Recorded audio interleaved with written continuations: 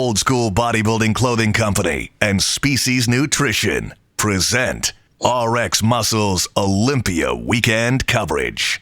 For those that lose their mind if they haven't eaten any protein in 3.5 hours, osbbc.com for the hardest training athletes.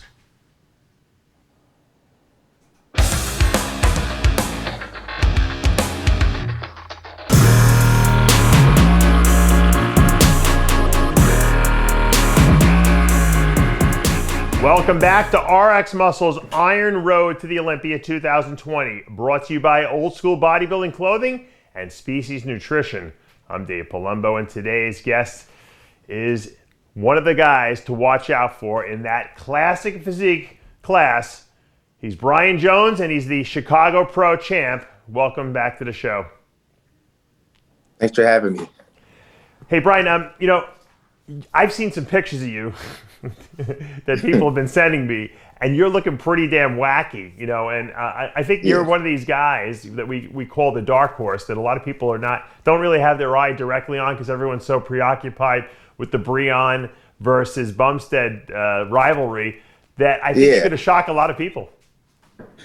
Yeah, that's how I like it, though. I'm just in the weight room every day, taking it day by day. I'm not really too concerned about, what's going on outside of what I can control, It's a good way to be, but once you hit that point where everyone knows you, then everyone is badgering you all the time. So this might be the last time you've ever can float under the radar, so to speak. Yeah, that's how I like it. I like floating under the radar. I was like that for the Chicago Pro and everything. It's how I like it,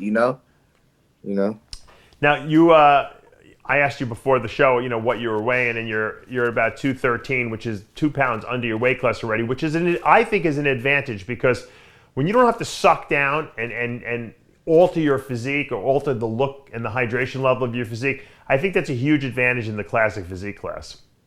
Yeah, I think so too. I think we did a good job with that, of not really having to suck down too much. No, you're there. You just have to coast in at this point. But you had also made it pretty clear that you would like to go to the open class. That's the ultimate end game. You're 29 years old. You're still a young guy. Are we going to see that next year, you think? One good off season, you can see it next year. Yeah. I like the confidence. Yeah. How much do you think you need to gain to go into the open and do well? You talk about on stage weight or just in general? Yeah, what would you like to weigh on stage? And what do you think that you need to do muscle-wise? 10 pounds, 15 pounds? What do you think? On stage, I think I could do well at 230, 235 on stage. Yeah. I like the confidence because I'll tell you something. When I was competing and I was growing in my growth, I was gaining 15, 20 pounds. I think one year I gained 25 pounds or something like that. I see guys today, they gain like 1 or 2 pounds a year. I don't know what they're doing in the off season that they're not growing. I don't know either. You're 5'11", so you have a big frame. You could hold a lot of mass on your frame, So exactly. Yeah, that's why I think I can do open. It's right. Like I said, the bread and butter. Why wouldn't you want to go to open? Some guys don't want to move. They're happy where they are. I ask some guys, and they get insulted when I say, "Do you want to do the open?" They like, "No, I'm a classic guy." Now, what draws you to the open class? Is it the glory of being the biggest guy on stage? The grandest title, Mr. Olympia, or is it just that you feel that that's where your body fits best? A few things. One, that's the grandest title. Let's be real about that. That's the grandest title. All the other titles are great, but that's the bread and butter. That's what made the whole sport. Yeah. Also, too, I feel like my body can handle getting bigger and being able to hold up to that. Also, too, and I think I just want to get bigger. As a young guy, I would think that would be the goal for most people who train is to increase their size. Now, I can see if you were 40 years old or 38 years old, you're like, you know what? I don't need to get any bigger. This is good. I'm good where I am. But but why not though? Right. When you take a look at the classic landscape, so to speak, and you see the Breon and you see the Bumstead, the rivalry going, give me a case. Why do you beat those guys? Why can you beat these guys? Because you have to believe in yourself. Everyone believes that they're doing the show to go there to win. Why should we put you ahead of these guys? What do you got? I'm like the best of both worlds. I got the structure, the symmetry. I got the symmetry. That's not even a question about that.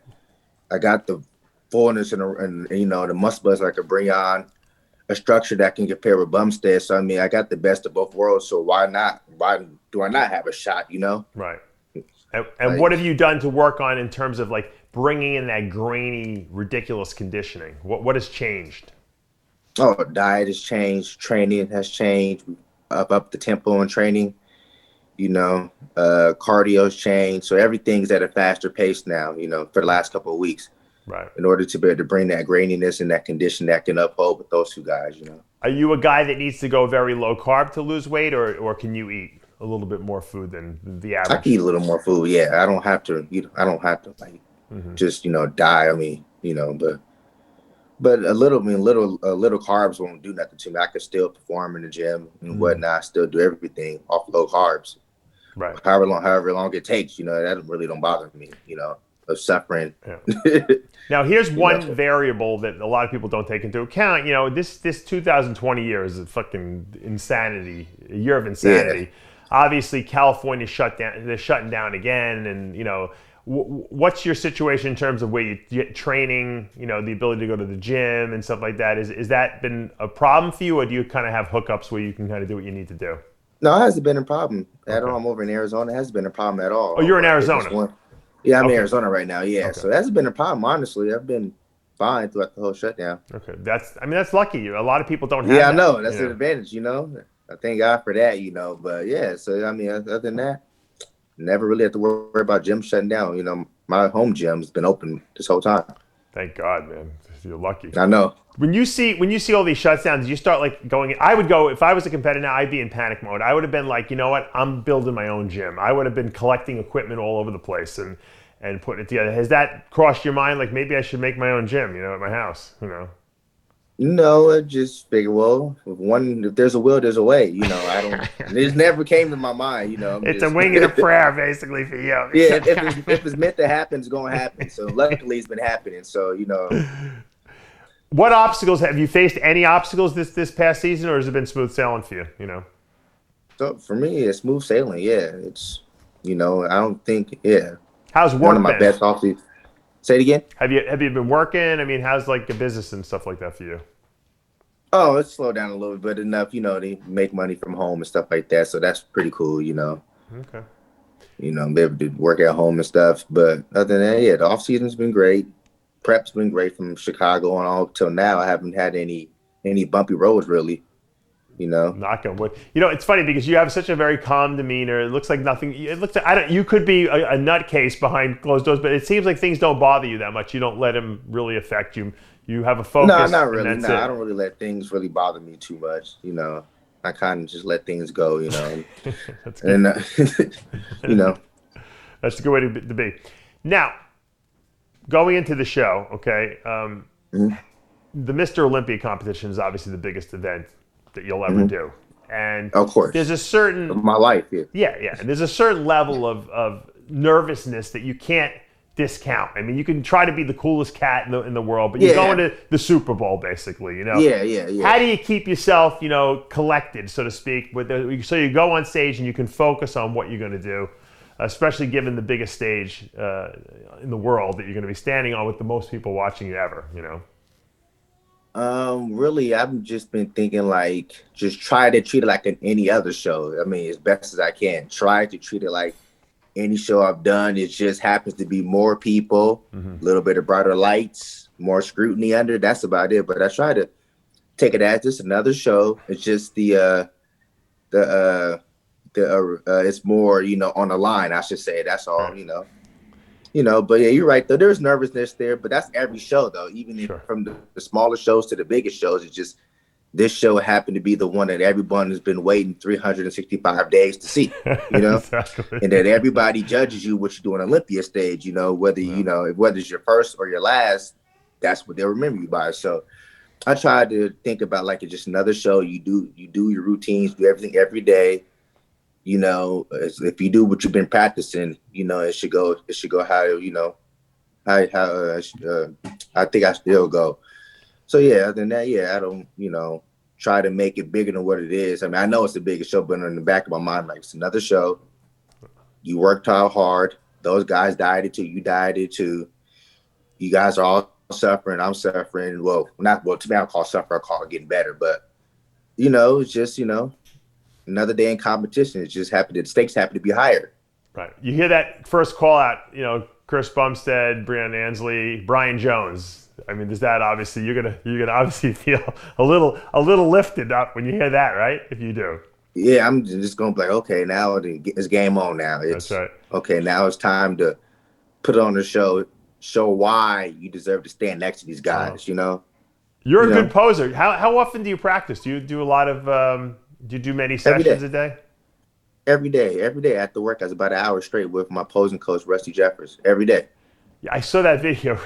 Rusty is probably one of the best posers. A lot of people don't give him enough credit, but I competed with him back in the day. The guy is just moves very fluid. I mean, it's almost like he was born that way. I don't know if he practiced a lot or if he was just very good with body awareness, but he's definitely a good poser. To this day, he can still outpose anybody. To this day, even when he's showing me different poses, he's still. I'm like, damn, he can still do that. He makes up his own poses too. I remember seeing some of the. I said, what pose is that? It was like he made up a couple of his own little things he used to do on stage, and it's impressive. It draws your attention to the guy when he's on stage. He gave me some poses that I'm like, man, I didn't even know that pose existed. Yeah, that's what I'm talking about. I'm like, you can do a back double bicep that way. He's like, yeah. So are you sure? He's like, yeah. He's very creative. Yeah. He's so creative to the point that I'm thinking like, well, the judges kind of ding me on that because no one does this. He's like, no, trust me. I'm like, it's classic, man. You can do whatever you want. That's the whole idea. Yeah, but it's just scary because I see it's just so rare the poses that a lot of people don't even know about. Right. And I'm like, do it, man. You want to stick out. That's what you got to do. You got. Yeah, that's what I'm saying. But it sticks out so much that it's like some people might take it as. Show me one of the poses that you think are a little off the walls. One of the poses, it's a Steve Reeves shot. It's a side tricep with the hand like this. I've seen Rusty hit that shot. Yeah, I've seen it. Yeah, but the transition is I haven't mastered the transition yet, but the way he does it, it's like, oh my God, that's all right. Well, show me that one. Yeah, because usually he'll show a new pose, and I'll pick one. I'll go, right. Teach me that one for about 30 minutes real quick, The good thing is that most of his poses that he used to do were all classic poses. So there's no one better to do classic posing than that guy, Exactly. That's why I think I have an advantage too. And plus, Rusty, with posing practice with him is really posing practice. It's not just, it's the one thing I really never mastered on stage that I wish I would have spent more time with. But no one on the East Coast poses. There's very few guys that are posing maniacs there. It's for some reason it's a West Coast thing. And you know what? It's one of the most neglected things that a lot of people do because we train hard, we diet hard, we're in the best shape of our life, and then we can't even show it off to the best of our ability. And I think that's why a lot of the West Coast guys, even though they might not have had the best conditioning or maybe they weren't the best physique, they won a lot of shows because they knew how to present their physiques. Yeah. Also too, you're absolutely correct. Yeah, a lot of guys, because you train for 2.5 hours, 3 hours, by the time you're done, the last thing you want to do is spend an extra 30 to an hour of hard posing, of really posing. It's. But if I had a coach that made me do it, I never would have said no. I just didn't. I wasn't exposed to that. The guys who were helping me back in the day were guys that were training guys. They posed a little. We posed a little, obviously, but it wasn't like they were like maniacs with it. Yeah, our posing sessions are harder than my training sessions. Actually, yeah. And the best time to do it is after you just worked out because you're so it mimics what you're going to feel like on stage. Hungry. Yeah, and then posing with Rusty from last show, the stage felt like a breeze posing because I did it every day for so long that I was when I got on stage, I'm like, that's it. It's over? Yeah, it's like you're like, I posed for that long for this 10 minutes up here, Yeah, exactly. Exactly. That's the thing. For the Olympia, so you could be up there a lot longer though, so Yeah, I posed them every 6 days a week, every day. Good man. For the last, I don't know, maybe 16 weeks, maybe. Look, not many guys do that. And you know what? You're going to have an advantage up there. If that thing goes for a long time, that prejudging, and it's close, believe me, you're going to be laughing up there when these other guys that's the goal, you know.